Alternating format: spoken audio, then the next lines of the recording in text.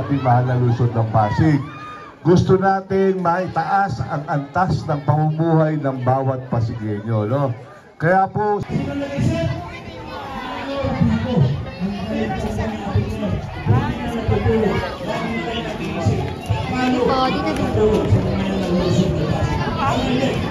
hindi ho kami nagpapalabas ng fake news.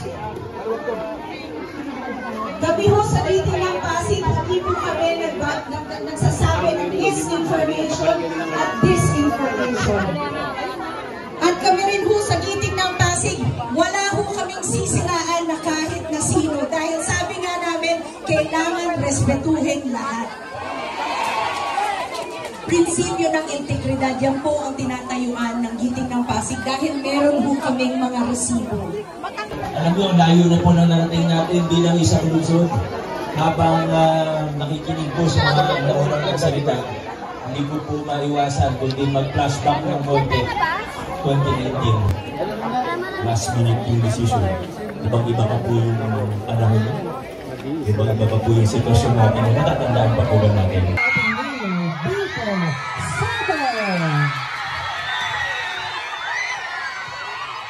Yung mga nandiyan po sa gilid, huwag tayong magkulakan. Mamaya ho, makakabas na picture kayo sa buong giting ng Pasig. Ang giting ng Pasig.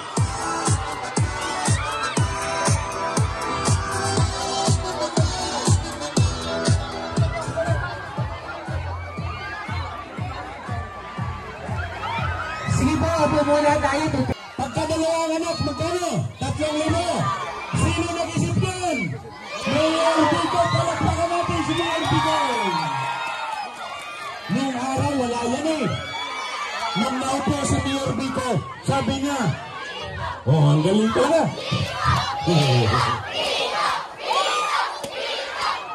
Ano, panalo na. Wala na yan, nakakatakot yan eh. No? Tawa nga ulit. Ay, nakakatakot, singaw sa ilong. Kami ni Ryan, nung nakaraan, natalo kami sa tawa na yan.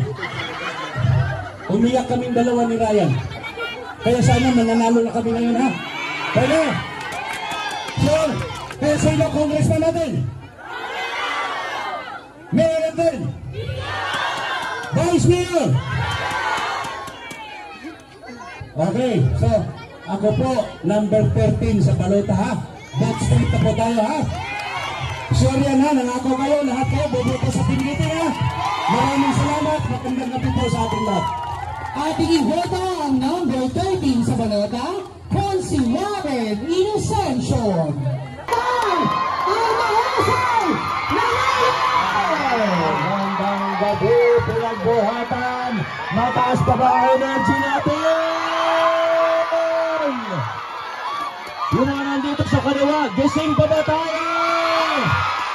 Yung mga nakatayo sa likod, ayos lang ba kayo dyan?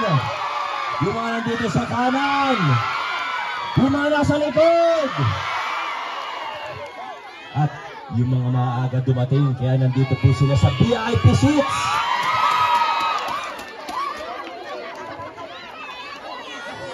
Maraming salamat po, lalo na sa mga bata. Alam nyo, ang babait po ng mga bata dito, talagang nakikinig din po sila. Tama ba mga bata?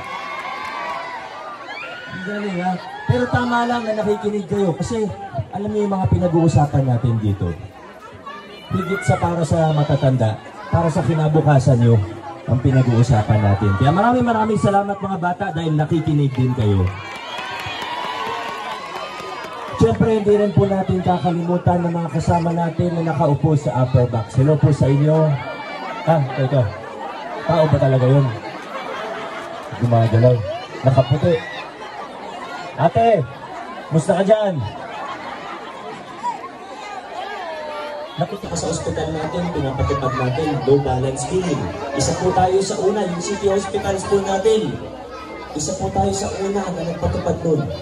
Nung COVID po tayo nagsimula. Ikakilala tayo, 5 million, 6 million lang din. Ang nakita ng COVID, wala siya, lumabas ng ospital, walang binayaran kahit ₱1. Ito na po yung tinataguyod natin na gobyerno ngayon. Nakikita naman po natin, medyo obvious naman. Sa totoo, may isa akong kaibigan. Siguro hindi nila alam kasi na kaibigan ko. Meron siyang nasa 50,000 plus followers sa TikTok. May nag-message sa kanya. Inaalok siya. Gumawa lang ng video na siraan si Bigo. Bibigyan ng ilang libong piso. Hindi ko maalala kung magkano. May narinig po kayong ganon? Totoo po ito. Kaya kailangan maging maingat. Hindi porket nakita natin sa Facebook kayo ngayon. Maging mapanuri po tayo. Kapitan ng kuryente. Kaya siya tinawag na bumbilya ng bunsil. Higit pa rito, siya rin yung tumutulong sa atin sa kasalukuyan para mabuo yung nasimulan ng... Teka, di pa kita tinatawag, hindi ka tumayo. Nag-box ha. Relax lang, baka napagod ka. Siya rin yung tumutulong sa atin ngayon para mabuo natin yung nasimulan ng flood control and drainage master plan ng lungsod ng Pasig. Ilang buwan na po, nagsisimula na po, nagsusok. Dati kasi project. Hindi naman konektado yung mga project. So, nakakatulong pa rin, pero din. Ang ginagawa natin ngayon, buong Pasig City, sinusukat natin, pati yung leveling, paano sila dapat ipagdugtong, kung saan dapat talaga yung mga pumping station, at iba pa. Yan po, ay wala na pong iba. Kundi, alam mo, senior citizen na rin po siya. At tumutulong rin siya sa komite ng Senior Citizen Affairs po natin sa Sangguniang Panlungsod. Siya po ay isa rin sa tumulong sa atin para mabuo ang local senior pension o expansion. Hindi ko na patatakalin pa. Siya po ay dating residente ng Barangay Santa Lucia na ngayon ay naninirahan sa Barangay San Miguel. Siya po, si Puboy Agustin.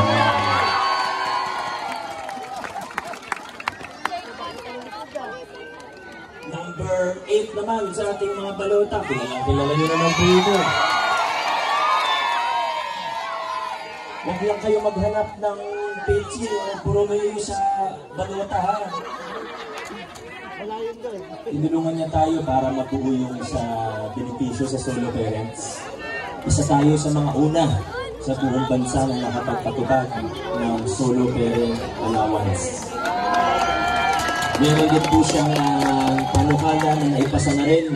Ito po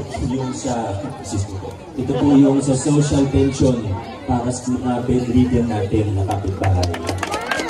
Ito pa rin po yan. Ito po ay si Councilor Angelo De Leon.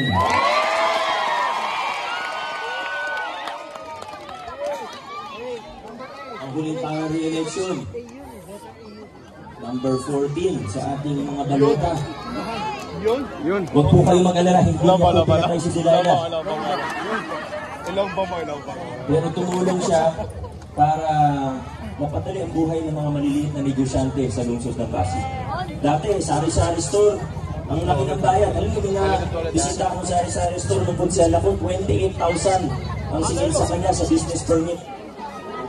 Ang ginawa po natin ngayon, basta hindi lumalagpas ng 250,000, libre na ang business permit ng sari-sari store. Pero kailangan magtinda ng iodized salt kasi napaka-importante yan para sa mga. Hindi lang tayo basta nagbibigay ng libre, tinitingnan natin paano makakatulong talaga. Yung sa parangkisa ng mga tricycle, kasama rin natin siya para makidiburo rin po ito. At para sa akin, yung pinaka-importante, tumulong siya para mabuksan ang budget ng mga barangay natin sa lungsod ng Pasig. Dati kasi, may ibang bukas na bukas, may ibang medyo masikreto. Sa Committee on Appropriations, na siya po ang chairman, ang ginawa po, nakabuklat lahat ng libro. Naka-Facebook live pa nga, ibig sabihin, mas maraming nakakakita, yung mga opisyal, siyempre, mape-pressure ng konti. Mas maayos ang magiging servisyo. Councilor Maro Marquez. Marquez, hindi ko ma-request. At dahil sabi ko kanina, meron din po tayong tatlong bagong kasama. Unahin ko na po ang number 10 sa ating mga balota. Dati na po siyang naging chairperson ng National Youth Commission. Bilang chair ng NYC, marami po siyang binabang programa sa Pasig City. Undersecretary nga po siya. Sa totoo, pang-national po ito. Pero gusto niyang tumulong sa kanyang sariling lungsod. Siya po itaga Barangay de La Paz. Napakabait ng tao ito. Tingnan mo ang itsura. Payag ba kayo? Payag po siya. Totoo po yan, mabait po ito. Councilor Ryan Enriquez. Number 13. Kilala niyo ba ito? Anong pangalan niya? Anong pangalan niya, Vincenzo? Anong pangalan niya ulit? Parang Tosino naman. Ay, nako. Marami siyang maitutulong sa atin. Sa paraan ng edukasyon, para sa citizen. Isang araw nga, pinag-uusapan namin yung bagong tayo natin. Di ba may mega dialysis center tayo? Isa sa pinakamalaking dialysis center yun sa buong Pilipinas. Opo, totoo po. May financial assistance pa. Hindi na tayo natapos sa center lang. Pero baka hindi nyo kabulan. Sa tabi ng dialysis center natin, meron tayong bagong tayong pasilidad para sa mga elderly, para sa ating nakatatanda.